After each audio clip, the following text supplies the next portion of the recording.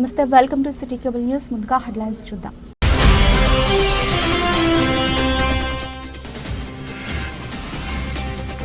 భూ సమస్యలు పరిష్కరించడమే ప్రభుత్వ లక్ష్యమని వెల్లడించిన జిల్లా కలెక్టర్ సందీప్ కుమార్ ఝా.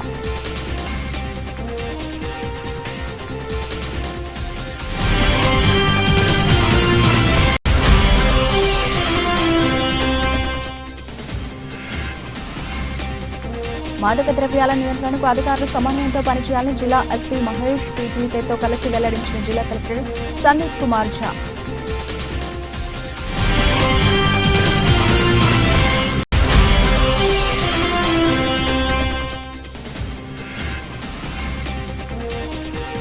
కేంద్ర ప్రభుత్వం కార్మికులకు వ్యతిరేకంగా తీసుకొచ్చిన 4 లేబర్ కోడ్లను రద్దు చేయాలని డిమాండ్ చేసిన అఖిలపక్ష నాయకులు.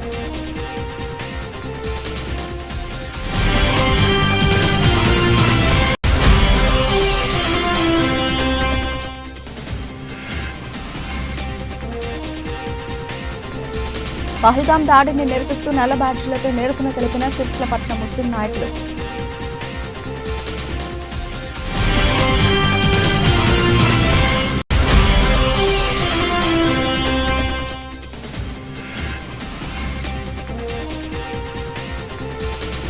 ఉగ్రదాడిని నిరసిస్తూ సిపిఎం పార్టీ ఆధ్వర్యంలో కొవ్వొత్తుల ర్యాలీ.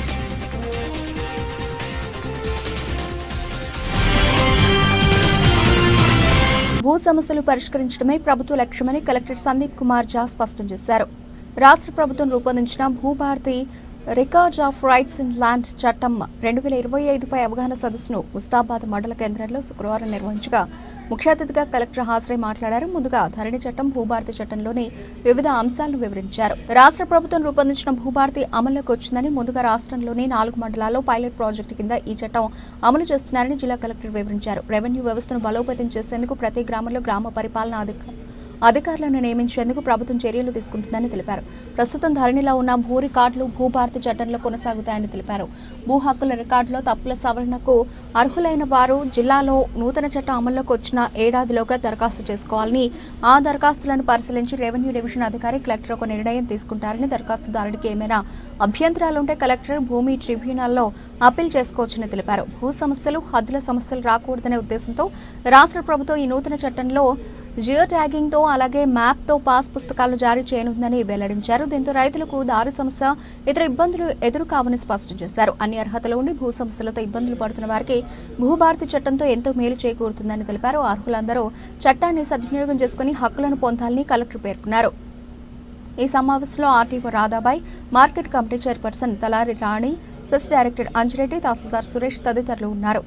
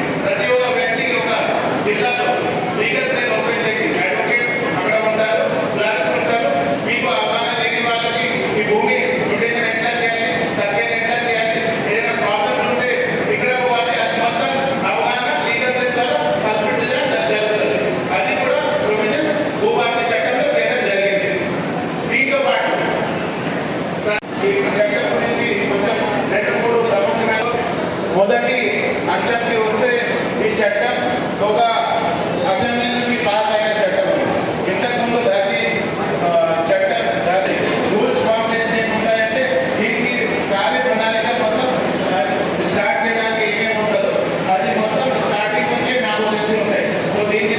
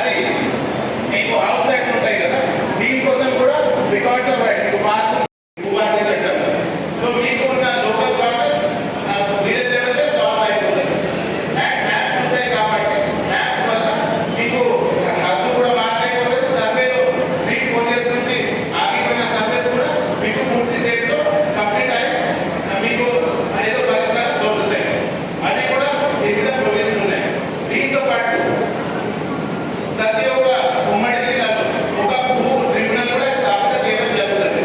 భూ ట్రిబ్యునల్ అంటే ఒకసారి తహసీల్దార్ గారి దగ్గర 30 రోజులు టైం ఉంటుంది ఒక మ్యూటేషన్ చేయడానికి. సో ఆ 30 రోజులు చేయలేకపోతే వీళ్ళు ఆర్డీఓ గారికి అప్లై చేయొచ్చు, ఆర్డీఓ గారు చేయలేకపోతే కలెక్టర్కి చేయొచ్చు, కలెక్టర్ కూడా చేయలేకపోతే 30 రోజుల తర్వాత భూ ట్రిబ్యునల్కి పంపొచ్చు. భూ ట్రిబ్యునల్ కరీంనగర్ లేకపోతే రెండో జిల్లాకి కలిపి పెడతారు. సో దీని మీద కూడా సీనియర్ ఆఫీసర్ ఉంటారు, వీళ్ళు 30 రోజుల్లో కంప్లీట్ చేసి ఇస్తారు. సో 4 నెలల్లో మీకు ఖచ్చితంగా సమాధానం రావాలి. సో ఖాళీ ఆపన చేసి 2 సంవత్సరం 3 సంవత్సరం ఎప్పుడు ఒక దరఖాస్తు పెట్టడానికి ఏ ఆఫీసర్కి కూడా ఉండదు.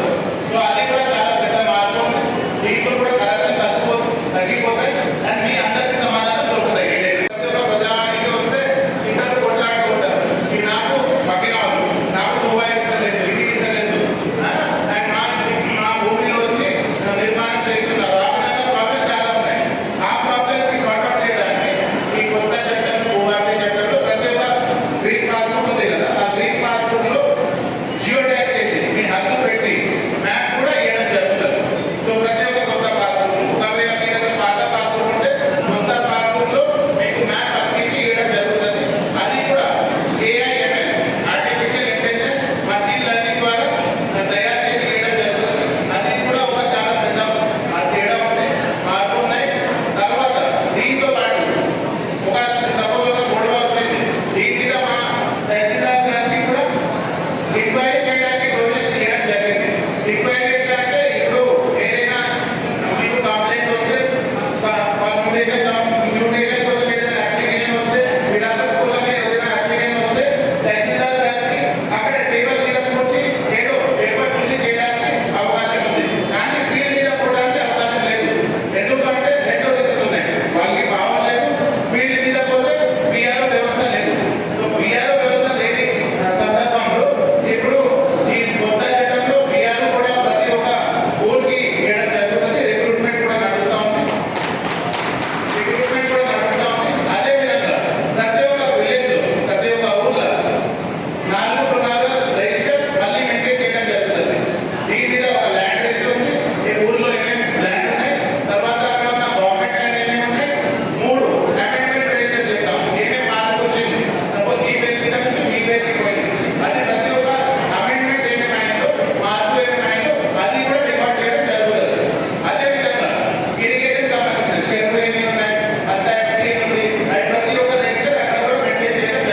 మాదక ద్రవ్యాల నియంత్రణకు క్షేత్రస్థాయిలో సమన్వయంతో పనిచేయాలని జిల్లా కలెక్టర్ సందీప్ కుమార్ ఝా సంబంధిత అధికారులను ఆదేశించారు.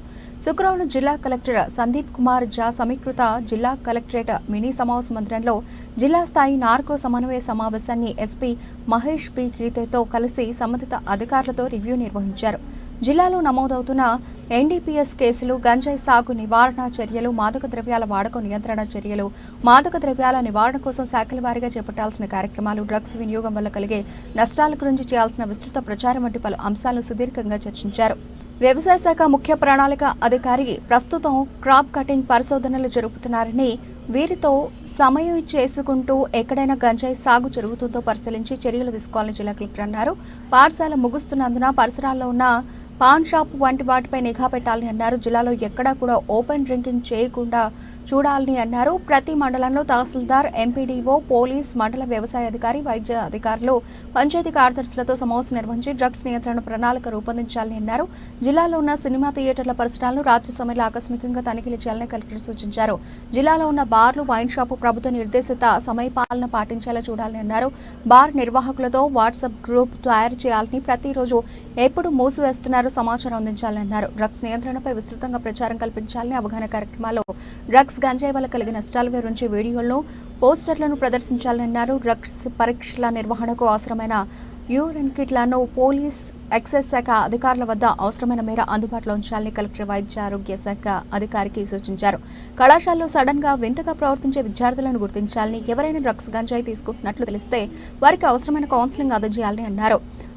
జిల్లాలో ఉన్న రైస్ మిల్లులు, ఇటుక బట్టీల వద్ద అసిస్టెంట్ లేబర్ అధికారి ఆధ్వర్యంలో డ్రగ్స్ నియంత్రణ అవగాహన కార్యక్రమాలు నిర్వహించాలని తెలిపారు. డ్రగ్స్ వల్ల కలిగే విపరీత పరిణామాలపై అవగాహన వివరిస్తూనే సమాంతరంగా వాటి నియంత్రణకు వివిధ శాఖల అధికారులు సమన్వయంతో కృషి చేయాలని, మాదక ద్రవ్యాల రవాణా, సాగు, వినియోగం నివారణకు పటిష్ట చర్యలు తీసుకోవాలన్నారు.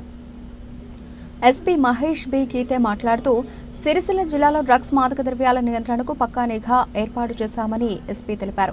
డ్రగ్స్ చిన్న సంఖ్యలో ఉన్నా కూడా తప్పనిసరిగా సీజ్ చేయాలని అన్నారు. జిల్లాలో ఓపెన్ డ్రింకింగ్ బంద్ చేయాలని అన్నారు. ఆలయ పరిసరాల ప్రాంతంలో వైన్ షాప్ ఉండకుండా చూడాలని అన్నారు. గ్రామస్థాయి నుండి డ్రగ్స్, గంజాయి అలవాటు ఉన్నట్లు ఏదైనా అనుమానం కలిగితే వెంటనే తమకు సమాచారం అందించాలి. తమ దగ్గర అవసరమైన మేర డ్రగ్స్ నిర్ధారణ కిట్లు, నార్కోటిక్స్ గుర్తించే డాగ్స్ అందుబాటులో ఉన్నాయని వెంటనే పరీక్ష నిర్వహించడం జరుగుతుందని తెలిపారు. అనంతరం మాదక ద్రవ్యాల నిర్మూలన వాల్ పోస్టర్లు, హ్యాండ్ బుక్లను ఆవిష్కరించారు. ఈ సమావేశంలో సిరిసిల్ల రెవెన్యూ డివిజన్ అధికారి రాధాబాయ్, అసిస్టెంట్ లేబర్ అధికారి Nazar Ahmed, drug inspector Bhavani, Vemulawada municipal commissioner Anvesh, food safety అధికారి అనుష, విద్యా, వ్యవసాయ శాఖ అధికారులు, సంబంధిత అధికారులు తదితరులు పాల్గొన్నారు.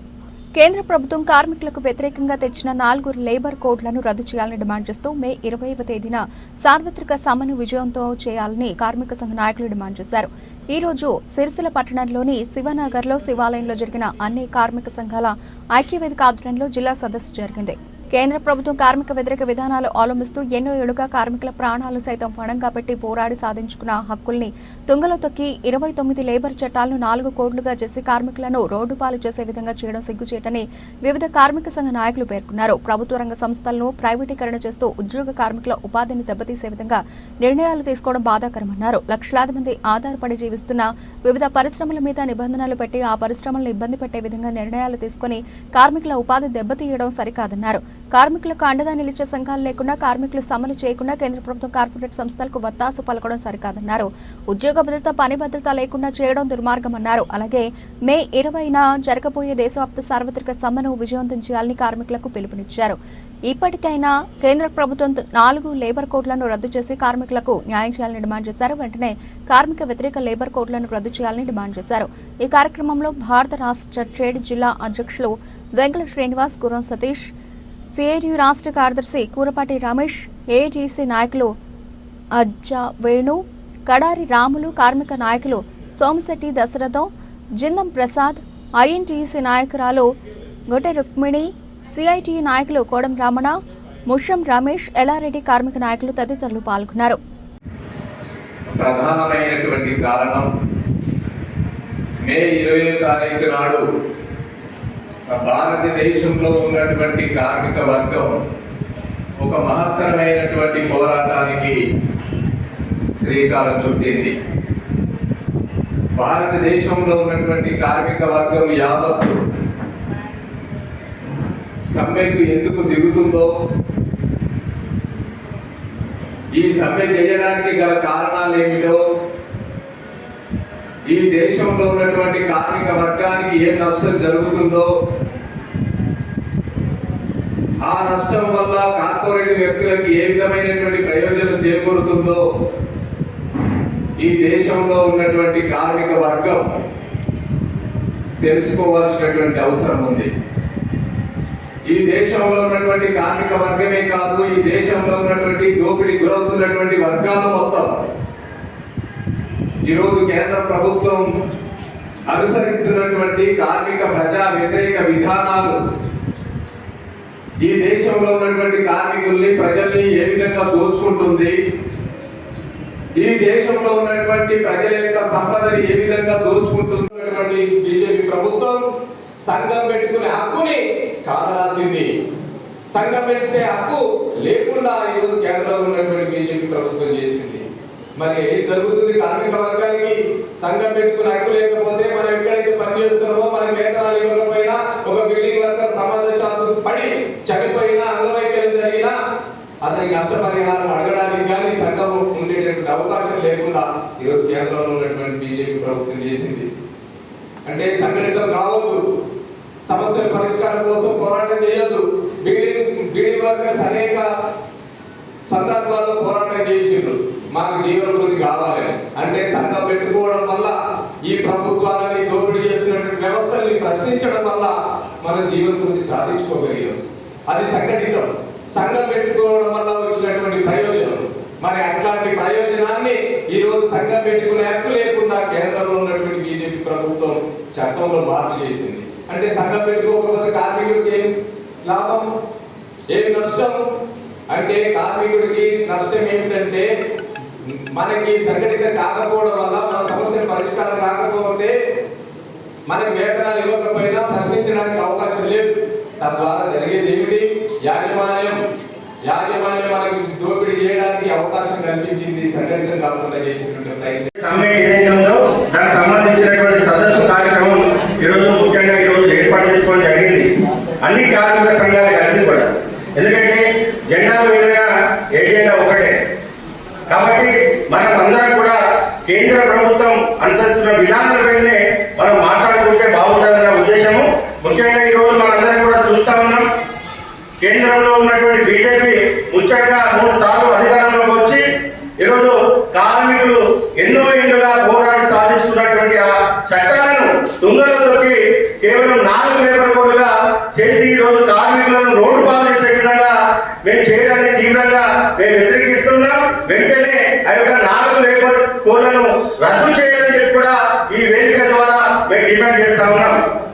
అదేవిధంగా మనందరూ తెలుసు, పరిశ్రమలైన ఉదాహరణకు మన సిరిసిల్ల ప్రాంతంలో చూసుకున్నట్లయితే బీడీ పరిశ్రమపై ఆధారపడి జీవిస్తున్నటువంటి లక్షలాది మంది కార్మికులు రాష్ట్ర వ్యాప్తంగా ఉన్నటువంటి పరిశ్రమ బీడీ పరిశ్రమపై.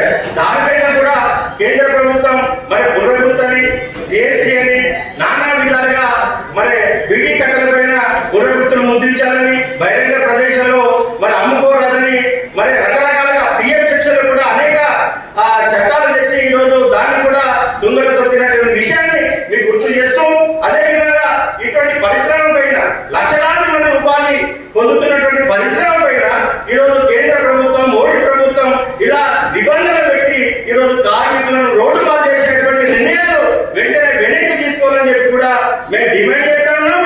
అదేవిధంగా ప్రభుత్వ పరంగా ఉన్నటువంటి కార్యాలయాలను కూడా ప్రైవేటీకరణ చేసి ఈరోజు ఉద్యోగ కార్మికులను కూడా వాళ్ళని కూడా రోడ్డు పాలు చేయడం. అదేవిధంగా కేంద్రంలో ఉన్నటువంటి ఆ బీజేపీ ఏదైతే ఉందో మరి వివిధ రంగాల ఉపాధి పొందినటువంటి భవన నిర్మాణ కార్మికులు కావచ్చు, ఈరోజు నేత కార్మికులు కావచ్చు, ఈరోజు బీడీ కార్మికులు కావచ్చు, మరి అమ్మాని కార్మికులు కావచ్చు, అన్ని రకాల కార్మికుల పైన ఎఫెక్ట్ పడేలా ఇటువంటి చట్టాలను తెస్తే మాత్రం కబర్దా ఊరుకునే పరిస్థితి లేదు. మరి మే 20 తారీఖున చివరి సమ్మె కాదది. మీరు దిగొచ్చేదాకా, మా కేంద్ర ప్రభుత్వం దిగొచ్చేదాకా మా కార్మిక పోరాటాలు కొనసాగుతూనే ఉంటాయి. మా పోరాటం ఆగదు అని చెప్పి కూడా ఈ సందర్భంగా హెచ్చరిస్తూ మరి వెంటనే వ్యతిరేకంగా దానిపై ఈరోజు అఖిల కార్మిక సంఘాలు సమావేశం ఏర్పాటు చేసుకోవడం జరిగింది.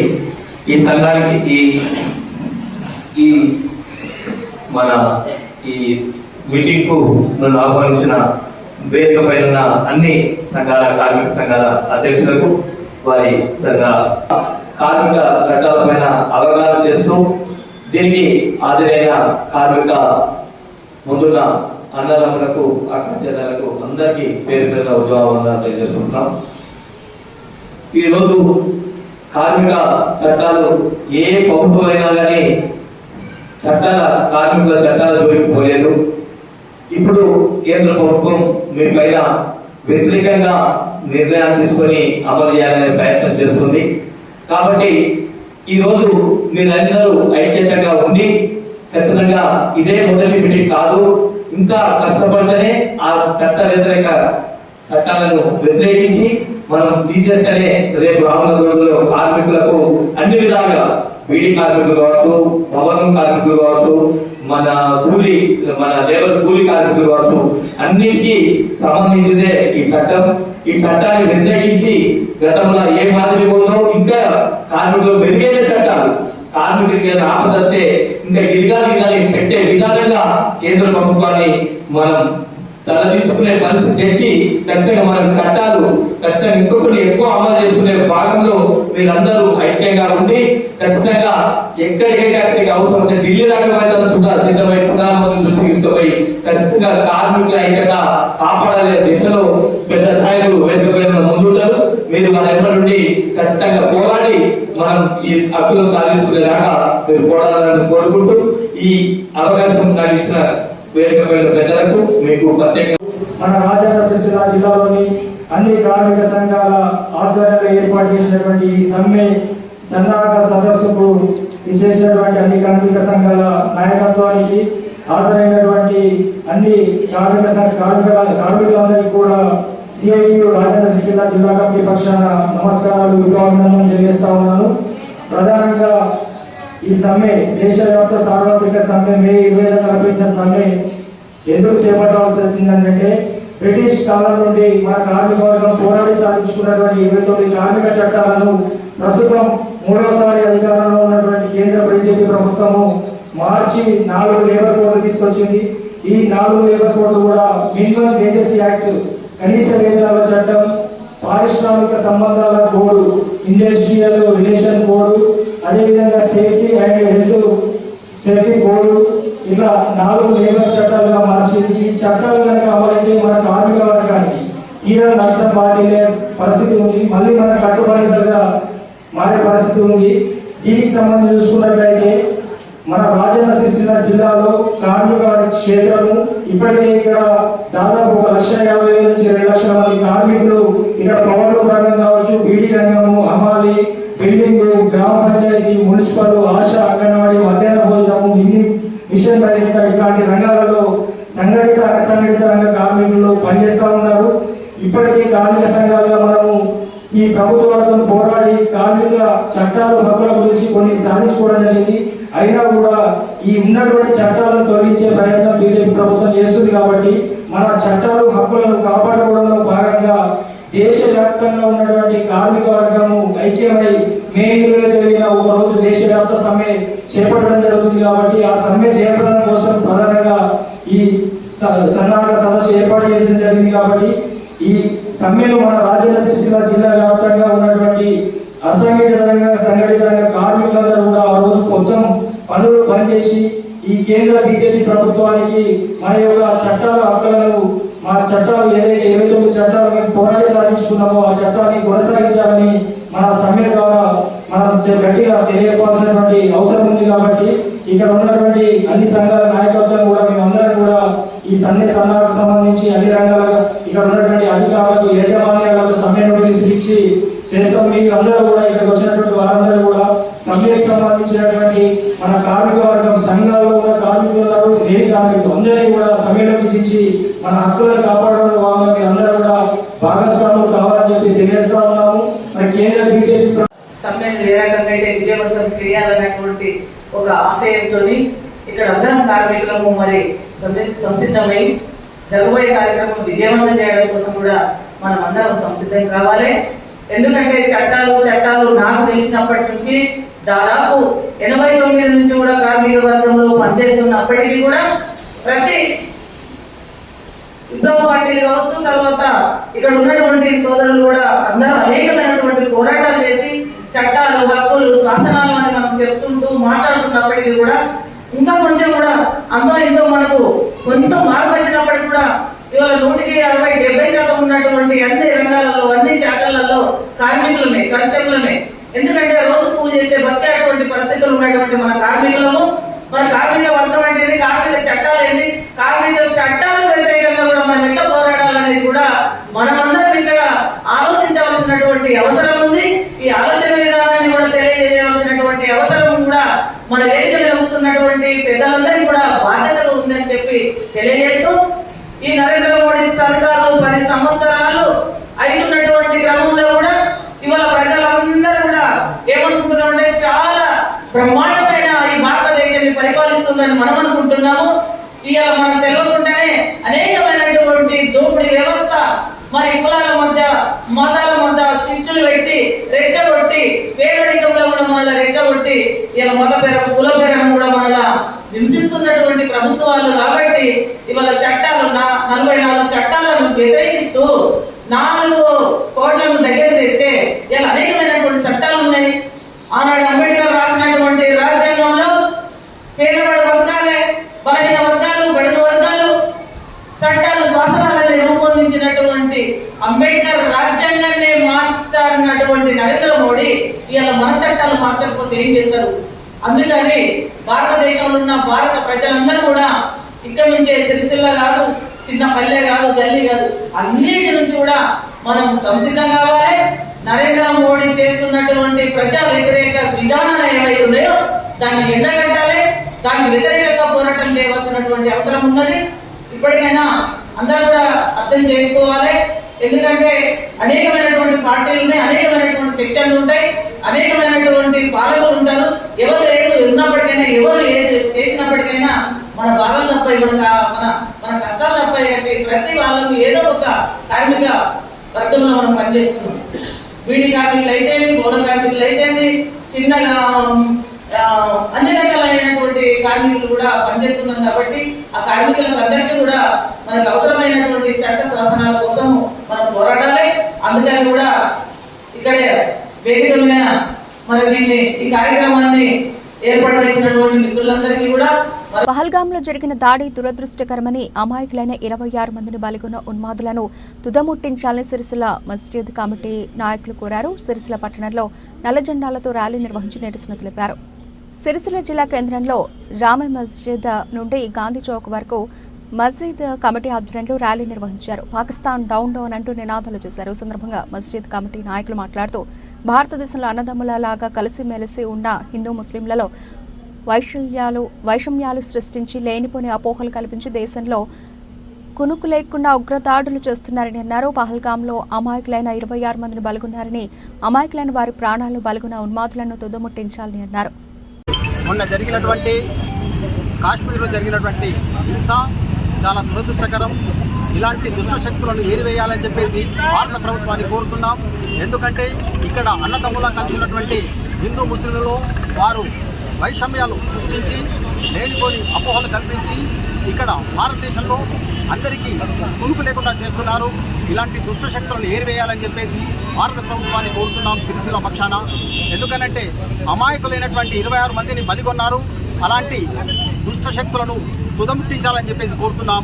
ఏ ఖురాన్లో కూడా లేదు, ఏ మత గ్రంథంలో కూడా లేదు ఇలాంటి అరాచకాలు సృష్టించాలని.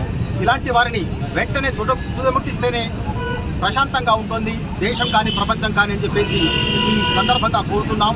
చనిపోయిన వారందరికీ మా సిరిసిల్ల మస్జిద్ కమిటీ పక్షాన వారికి మా ప్రగాఢ సానుభూతి తెలియజేస్తున్నాం. ये सिखाता है कि सलाम को आम करो और खाने का एहतमाम करो, लेकिन जो बनाम मुसलमान है, जो टेररिस्ट बनकर जो मुसलमानों की जैसी शक्ल बनाकर ये जो हिंदुस्तानियों पर जुल्म कर रहे हैं, इसकी मजम्मत कड़ी से कड़ी करना ज़रूरी है.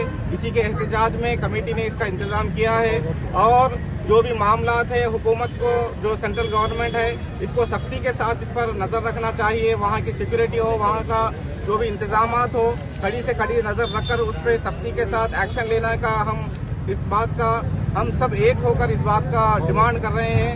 और इसके साथ भी जो भी मामलात है इन तमाम चीज़ों को सख्ती के साथ नज़र में रखकर और हिंदुस्तानियों की हिफाजत करने का हम ये खास तौर पर अपील कर रहे हैं. अस्सलामु अलैकुम वरहमतुल्लाहि वबरकातुहू. ఉగ్రదాడులపై సమగ్ర విచారణ జరిపి దోషులను కఠినంగా శిక్షించాలని సిపిఎం జిల్లా కార్యదర్శి ముషం రమేష్ అన్నారు.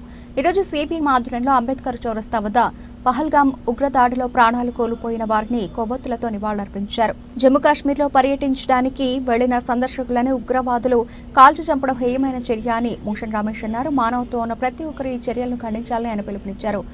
మిలిటరీ దుస్తులో ఉగ్రవాదులు వచ్చారని కథనాలు వెలువడుతున్నాయని, ఉగ్రవాదుల దాడిని ఆసరాగా చేసుకుని దేశంలో మత విద్వేషాలను సృష్టించే శక్తులు తప్పుడు ప్రచారాలు విస్తృతంగా చేస్తున్నాయన్నారు. ఉగ్రదాడులను దేశంలోని ముస్లింలను దోషులుగా చిత్రించే ప్రయత్నం జరుగుతోందని అన్నారు. ఇది ఎంత మాత్రం సరైంది కాదు. గత 10 సంవత్సరాలుగా బీజేపీ ఉగ్రవాదాన్ని నిర్మూలించామని చెప్పుకుంటున్న గొప్పల డొల్లతనం బయటపడిందని విమర్శించారు. పహల్గాం ఉగ్రదాడులలో ప్రభుత్వ భద్రతా వైఫల్యాలకు కేంద్ర బాధ్యత వహించాలన్నారు. మొత్తం ఘటనపై సమగ్రమైన విచారణ చేయడం ద్వారా వాస్తవాలు ప్రజల ముందు పెట్టాలని అన్నారు. దేశంలో శాంతియుత వాతావరణాన్ని నెలకొల్పాలని కోరారు. తమ రాజకీయ ప్రయోజనాల కోసం దేశంలో మత విద్వేషం రెచ్చగొడుతున్న మతోన్మాదుల పట్ల ప్రజలు అప్రమత్తంగా ఉండాలని కోరారు. ప్రజలంతా ఐక్యంగా ఉగ్రవాదాన్ని ఎదుర్కోవాలని పిలుపునిచ్చారు.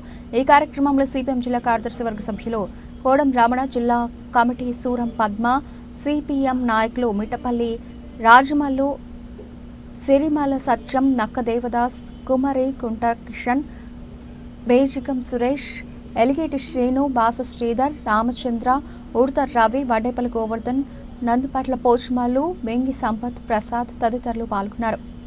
కాశ్మీర్లో అమాయకులైనటువంటి యాత్రికుల మీద మన పాకిస్తాన్ ముష్కర్లు దాడి చేయడం అనేది అమానుష్య చర్య. ఈ అమానుష్య చర్య వెనుక ఎందుకంటే గతంలో కూడా పుల్వామా దాడినప్పుడు కూడా కుట్ర ఏ రకంగా అయితే జరిగిందో ఇది యొక్క భారత ప్రభుత్వం యొక్క అసమర్థత అనేది నేను భావిస్తూ ఉన్నాం. ఎందుకంటే అక్కడ అమిత్ షా ఉన్నాడు, పేరుకే పెద్దరికం. మరి ఇలాంటి దాడులు జరిగినప్పుడు మరి ఏ రకంగా ఆయన బాధ్యత వహించాలనో, ఎందుకంటే అక్కడ ఇదివరకే 370 ఆర్టికల్ మీద చాలామంది కోపంగా ఉన్నారు.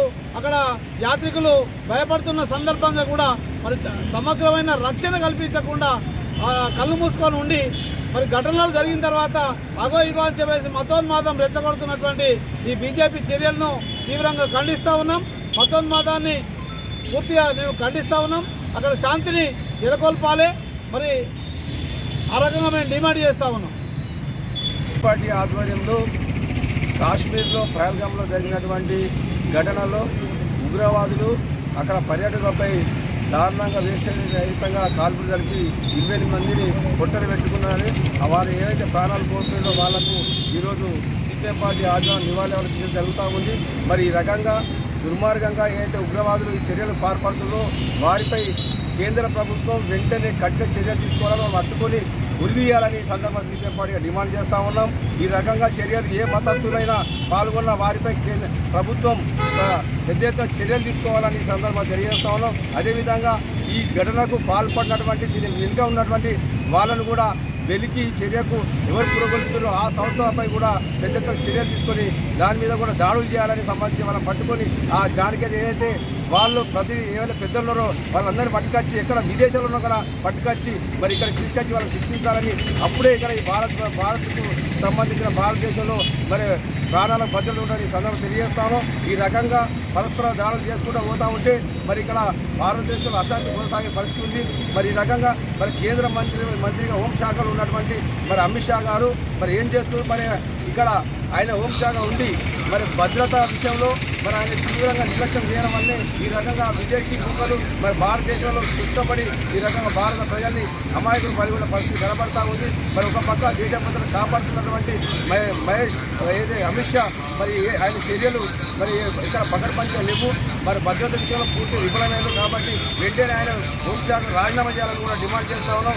మరి మిలిటరీలో తక్కువ మంది మిలిటరీలు ఉంటాను, మరి కొత్తగా మిలిటరీ భర్తీ చేస్తలేరు. మరి భర్తీ చేయకపోవడం ఈ రకంగా దేశ భద్రతకు ముక్కు పాటిస్తూ ఉంది. మరి వెంటనే ఖాళీగా ఉన్నటువంటి 2 లక్షల పోస్టులను వెంటనే మిలిటరీ భర్తీ చేసి మరి దేశ భద్రతను కాపాడాలని ఏదైతే అమాయకులు ప్రాణాలు కోల్పోయినారో వారికి తక్షణమే ప్రభుత్వం ఆదుకొని గాయపడే వారికి మెరుగైన వైద్య సౌకర్యం అందించాలని, భవిష్యత్తులో ఇలాంటి ఘటనలు జరగకుండా కేంద్ర ప్రభుత్వం బాధ్యత వహించాలని సందర్భంగా సీఎంగా డిమాండ్ చేస్తా ఉన్నాం.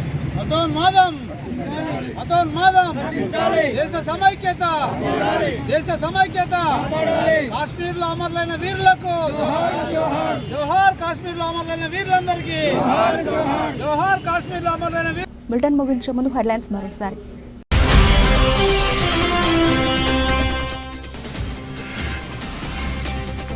భూ సమస్యలు పరిష్కరించడమే ప్రభుత్వ లక్ష్యమని వెల్లడించిన జిల్లా కలెక్టర్ సందీప్ కుమార్ ఝా.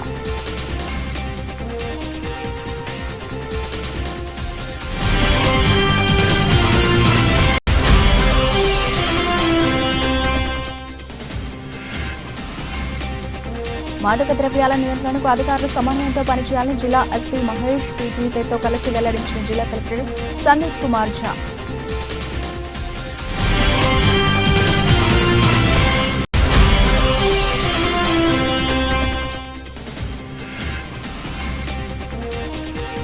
కేంద్ర ప్రభుత్వం కార్మికులకు వ్యతిరేకంగా తీసుకొచ్చిన 4 లేబర్ కోడ్లను రద్దు చేయాలని డిమాండ్ చేసిన అఖిలపక్ష నాయకులు.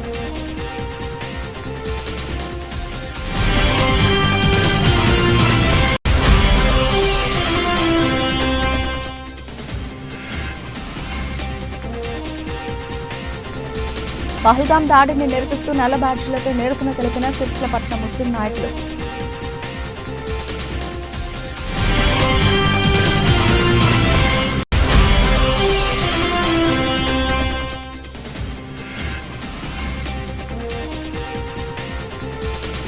ఉగ్రదాడిని నిరసిస్తూ సిపిఎం పార్టీ ఆధ్వర్యంలో కొవ్వొత్తుల ర్యాలీ.